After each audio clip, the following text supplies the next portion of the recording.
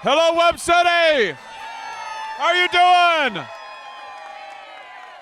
It's great to see you. Are you excited to be here? I've got a question for you. Are you ready to fight every day from now to November? Are you ready to win this election in November? Are you ready to save our country? Man, it is so good to be with you here tonight. Thanks for having us here. I've got some special people with me. Now, I understand, before we go any further, I understand the Webb City Little League Baseball team is playing big game, huh? Coming right up. All right, let's give them a cheer. They're going to do it. Woo! Let me introduce to you some special folks that I've got with me, starting with my princess right here. Do you want to come up here? Oh, yes. This is Abigail, my sweetheart. She's got daddy wrapped around her little finger. Abigail, how old are you, sweetie? 3. She's 3.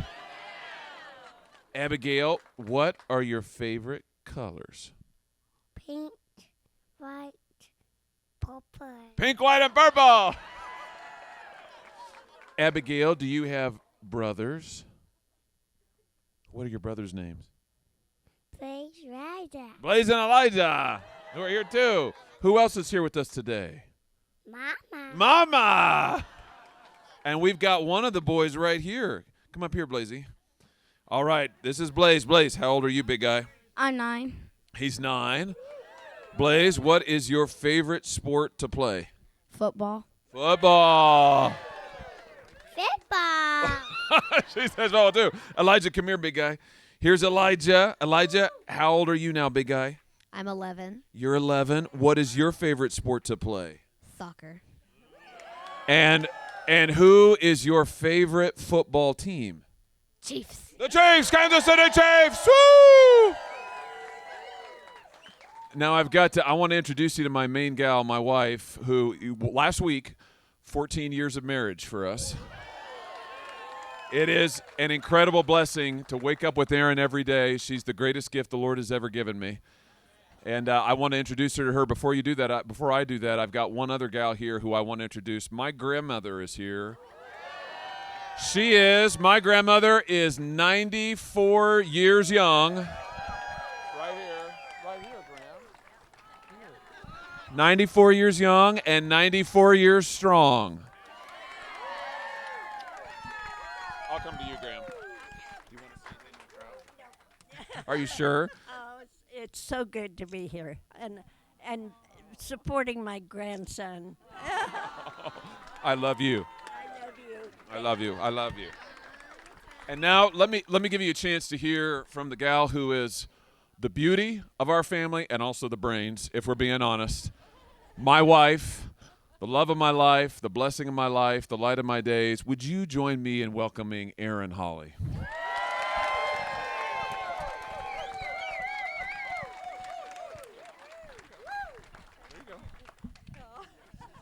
She wants the microphone.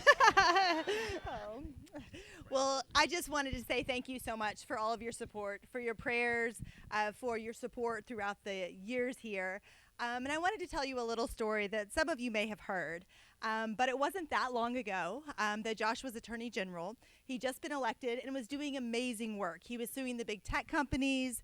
He was suing pharmaceutical companies for lying to patients. And then he got some calls. You know, you should run for Senate. We really need someone in the Senate. We need someone to stand up and to fight. And to tell you the truth, that sounded like an awful lot for our family at that juncture. We just drugged the 2 boys around the state. They were tiny at the time. So Josh didn't say yes immediately, and I'm so thankful for that. He didn't jump at the next rung on the ladder. He didn't just say yes because it was the next thing to do. He thought about it. He prayed about it. We thought about it and prayed about it. And it really, football. And it really came down to our kiddos, and just to be able to look at them in the future and to say, you know, when the Lord called, when there was a need, that Josh and our family stepped in the gap. And we are so thankful. I think we've all seen the call on Josh's life since then. No one asks questions like he does.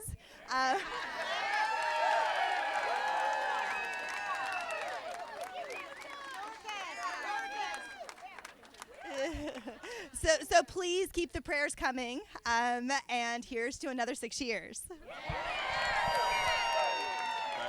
Thank you.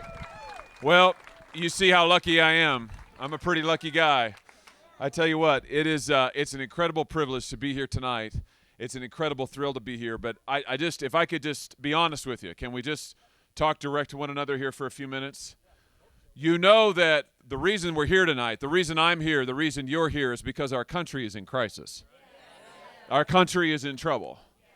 The greatest country in the history of the world, our beloved country, our beautiful country, what they have done to our country in just these 4 short years is unbelievable, unlike anything I could ever imagine. They're taking away our liberties. They're taking away our right to speak. They're taking away our right to worship. They're taking away our right to raise our families as we see fit. And as we stand here tonight in this beautiful and peaceful place, our southern border is wide open. And the cartels are sending an invasion of illegals, 10 million, 12 million, 15 million in the last 3 years across that border. And they are bringing into every corner of this state, including this beautiful town, drugs and crime. We've had stabbings in the state of Missouri. We've had people mowed down in the state of Missouri. A young boy named Travis Wolf killed by an illegal migrant, just mowed over in St. Louis and in every corner of our state. Homicides, break-ins, carjackings. They're shutting down our energy production. I mean, I don't know, can you afford your gas? Can you afford groceries? That's what they've done. They're making America poor and they're making China rich. They want us to have to buy solar panels from China, to have to buy our energy from China. We've got the most plentiful energy in the world right here, and they've turned it off. They've turned it off. It's almost like they hate this country. And in fact, they're teaching our kids to hate this country. They're teaching our kids in the schools that we pay for, that you pay for. They're teaching our kids that our country is racist, that it's oppressive, that we were founded in slavery. Have you heard that lie? America founded in 1619. We weren't founded in 1619. We were founded in 1776. Ladies and gentlemen, we are not a nation of oppressors. We are a nation of liberators. And we are proud of that. And we will stand for that and tell that truth. But we're at a crisis point now because of what they are doing to our country. And when I say they, let's just be specific about who it is. Let's tell the truth about who we're talking about. We're talking about my opponent in this Senate race, Lucas Kunce, and his friends. Yeah, you can boo for that. It's serious. Lucas Kunce and his friends like Joe Biden and Nancy Pelosi and Kamala Harris. Yeah. What they have done to our country is unreal. Now, let me say a word or two about my opponent, Lucas Kunce. You may not know him very well, but we're going to get to know him. You know, Lucas Kunce, he doesn't spend a whole lot of time around here, but I tell you what, he's been running for office for 20 years. And when you understand that, you understand a lot about him. And he's a young guy, by the way. He started running for office when he was fresh out of college, 20-some years old. You know, one of those guys who just wanted to be a politician his entire life. And here are the nutty positions that he's come up with. I'm going to give you just a few of them. And believe me when I say, he may have the nuttiest positions of any Senate candidate in the history of the state of Missouri. They're crazy. I'll give you a sample. Here we go. Are you ready? Yeah. Now here, I'll tell you what he thinks, and you tell me whether you think that's good or not, okay? That'll be our deal, whether you agree with it or not. Here we go. Here's the first one. Lucas Kunce says that he wants to ban all gas and diesel-powered pickup trucks in the state of Missouri. Man, would that be good for you? Do you support that? No. Would that be good for our state? No. He says that fossil fuels, which we have in abundance in the United States of America, fossil fuels are the greatest threat to our national security. He wants to ban all of them, every single one. Boy, I tell you what, if you drive a truck, if you drive a tractor, if you drive a trailer, you just go ahead and turn in your keys right now to Lucas Kunce because he wants them. He wants them. It's absolutely insane. Now, here's the deal. If you think that you're paying too much for gas now, just wait until this guy gets his way. It would be funny, except for the fact he and his buddies, Biden and Pelosi and Kamala Harris, they've already done it. They've already shut down our energy production. They've already making us buy stuff from China. If Lucas Kunce has his way, not only will gas continue to get more expensive, there won't be gas at all. If Lucas Kuntz has his way, no farmer in this state will be able to turn on his combine. We won't be able to plant. We won't be able to harvest. We'll be buying our food from Venezuela and China and Brazil and Russia. Is that what you want? No. Would that be good for your family? No. I mean, it's totally insane. And if you think inflation is bad now, these are the people. Kuntz and his buddies brought us this inflation scourge. They did it when they came into office and turned off our energy in this country, when they put our people out of work, when they started forcing us to buy solar panels from China made with slave labor. They'd rather pay slave labor in China than American labor here in the United States, here in the state of Missouri. Do you agree with that? No. Boy, me either. I tell you what, it is nuts, but it's Kuntz. That's the first one. I got more. The border. Lucas Kuntz says that a border wall is racist.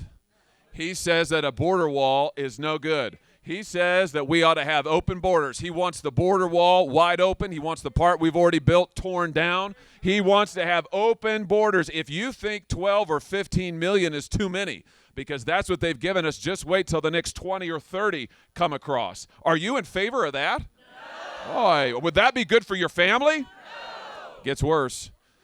Kuntz wants to give amnesty for every illegal who's already here. Oh, I mean, we're talking about 12, 15 million people he wants to give amnesty for, and he wants you to pay for it. That's right, he wants you to pay for it. Do you support that? No. Gets worse. Lucas Kuntz not only wants amnesty for the illegals, he not only wants an open border, he wants you to pay for health care for every illegal who is here.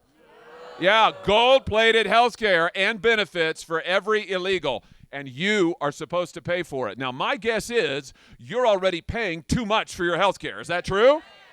You're already paying too much for your prescriptions. Is that true? How would you like to pay for every illegal in this country? Would that be good for you? No. Would that be good for your family? No. Would that be good for Missouri? No. It's crazy. It's nuts. But it's Kuntz. All right, now help me out with something. I'm going to say it's nuts, and you say, all right, it's nuts, but it's nuts, but it's, yeah, it is. Man, oh, man. Now, we've got some law enforcement here tonight. We've got a lot of law enforcement here tonight. I want to take a moment to thank them. Thank you, guys. Thank you. We love you. We love you. All around here, we love you guys and gals. You know, these men and women who wear blue, they put that on, they put on that badge, they go out and they stand literally in the line of fire for us. And they deserve our support, do they not? And our thanks? I think so. Lucas Kuntz doesn't, though. You know, for these men and women who are wearing the badge, what that badge means is, yeah, it means that they've got the authority to go stop the bad guys. You know what else that badge means? That badge means we support them.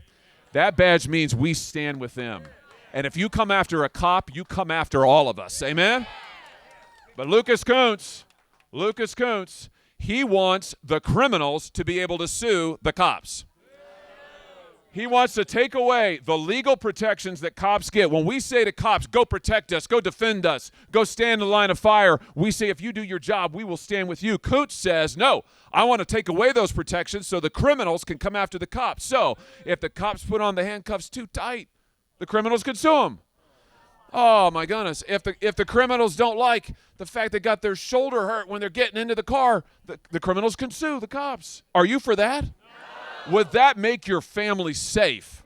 No. Would that make our state safe? No. I mean, it is absolutely nuts, but it's nuts, but it's Kuntz. It's Kuntz. You know what else?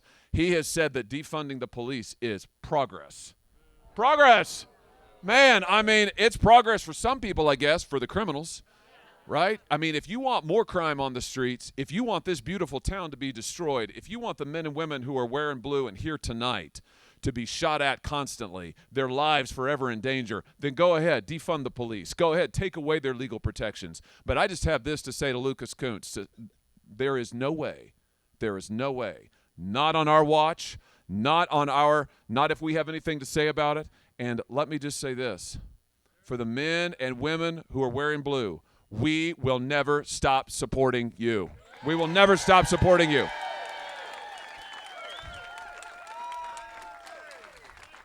It's time to protect our cops, not to turn the criminals loose on our cops. Okay, I'll give you one more. Our kids. You know, Lucas Kuntz, he believes that men ought to be in women's locker rooms. Yeah. He believes that men ought to be in women's sports. You saw my beautiful baby girl, 3 years old. I see so many young people out here, so many young women. I just think, call me crazy, call me old-fashioned, I just kind of think that, you know what? Women ought to be able to play women's sports without a bunch of creepy men forcing their way in. Do you agree with that? I mean, why is that difficult?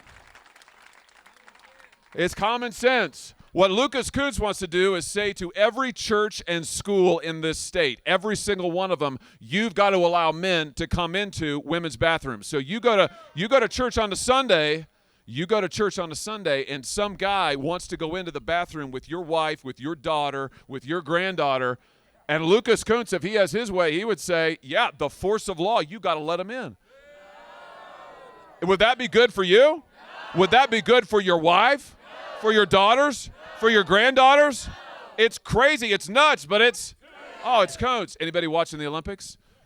Have you seen that boxer? That male boxer pounding on the women? I mean, that's going to be every women's sport in Missouri. My daughter won't have a chance. There will be no sports, no chance to develop leadership skills, no chance to develop the joy of sports and competition. It'll be gone. You know, Aaron mentioned a second ago that in the Senate I get to ask questions from time to time. And I'll be honest with you. I'll be honest with you. I kind of look forward to it. Somebody's got to ask the questions, right? Somebody's got to hold these people accountable. Well, we had a hearing not long ago, and it was supposed to be about women's rights. Now, you think if we're going to talk about women's rights, we might start with the right of women to play women's sports. I mean, I don't know. The right of women to be safe in their own locker rooms. Pretty basic, right? Well, that's not what this hearing was about. At this hearing, the star witness for the Democrats, was a woman from the University of California at Berkeley. Yeah. My opponent ought to run for office out there. He fit right in. So this individual, she's a very smart woman, by the way, extremely intelligent, and I'm listening to her, but I noticed something funny. This is a hearing on women's rights, and she would never say the word woman. I'm serious, this hearing went on for like an hour. I'm sitting there waiting my turn. I got out my little notepad, and I started keeping track. I wrote the word woman down, and then I listened to what she was saying. She kept saying, persons with a capacity for pregnancy. Did y'all hear that? Persons with a capacity for pregnancy. And she kept saying that, so I wrote that down too. When it got to be my turn, she had said woman 0 times. She said persons with the capacity for pregnancy like 20 times. So I was very confused by this point. And I said to her, it got to be my turn, and I said to her, Professor, if you don't mind, I just have one question for you. When you say persons with a capacity for pregnancy, do you mean women? And I mean, she looked at me, she drew herself up, she was not happy. My mother's a former school teacher. I know that look, you know? I thought I was going to get called by my full name, you know? I mean, she intake a breath, and she says to me, Senator Hawley, I would just like to point out the transphobic nature of your question. And I was like, I'm not sure what that means, but I'm pretty sure she's calling me a bigot, you know? So I said to her, wait a minute. Are you calling me a bigot because I'm asking if it's women who get pregnant? Is that the deal? And she said to me, let me ask you a question. I said, go ahead, sure. Be my guest. And she said, do you think men can get pregnant?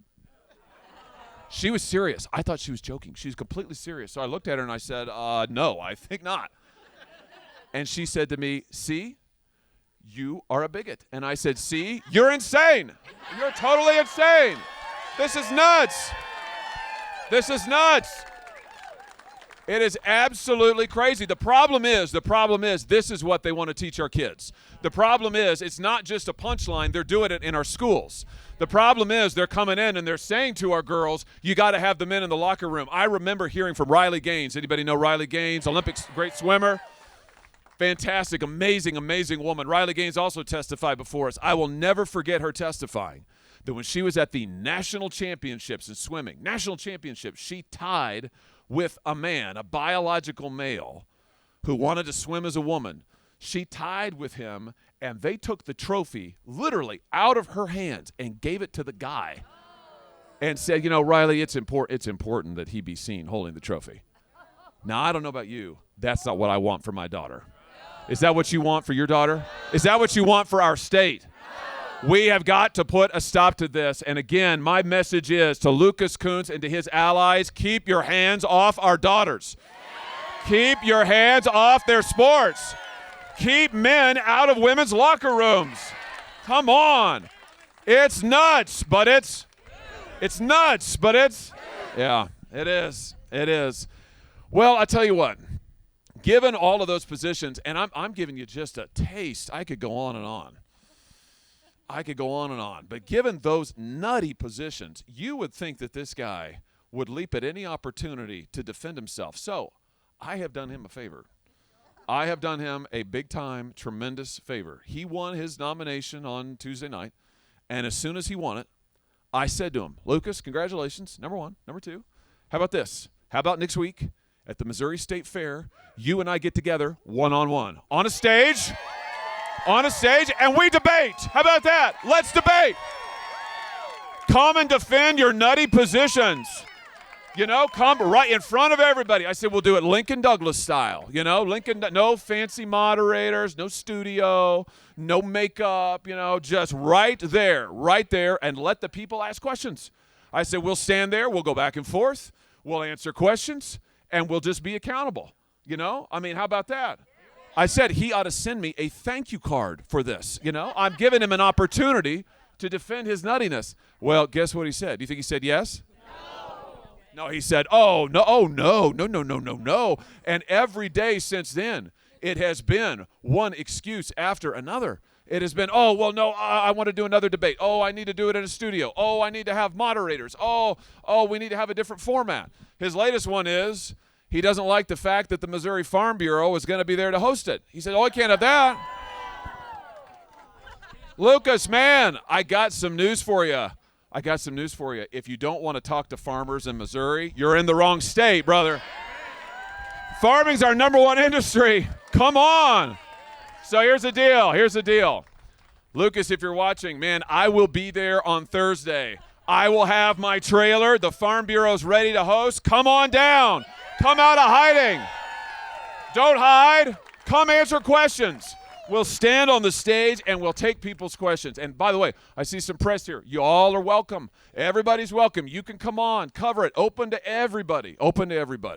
I just think the best thing we can do is stand there and defend our positions, and I would love to give him the chance to defend his, right? And I tell you what, I'll do him one other favor. If he shows up next Thursday, I'll even let him go first. I'll spot him. Go ahead. Well, I tell you what. This is such a serious time for the country. This is such a monumental election for us and in the months that will follow it. And sometimes I think, and my wife alluded to this, sometimes you look at what they're doing to our country. You look at how much we've lost. You look at how much is at stake, and I think sometimes it's easy to feel discouraged. Do you ever feel that way? I do, yeah. And I think here's the truth of the matter. Is that we may not live in quiet times. We may not live in easy times. But, friends, we live in times that matter. We live in a time of consequence. We live in a time when the choices that we make will determine the future of this country for the next 20 and 30 and 40 years. We live in a time when the choices that we make will determine whether we have a country in 20 or 30 or 40 years. And I would just say we should thank the Lord to live in a time when our decisions matter. This is a time for us to stand and be bold, a time for us to stand for our country, because here's the deal. In 30 years, I promise you, you will not look back and say to your kids or grandkids or great-grandkids, you won't say to them, well, the 2020s, nothing happened then, you know? It was so calm. It was so quiet. It was boring. Things were boring. You will not say that. But what you will say is, in a time of consequence, in a time of trial, in a time that mattered, I stood up for this country. And here's what I want to be able to say with you. Here's what I want to be able to say with you. In a time of consequence, in a time of trial, in a time that matters, we stood up together and we saved this country. God bless you. God bless the great state of Missouri, and God bless the United States of America.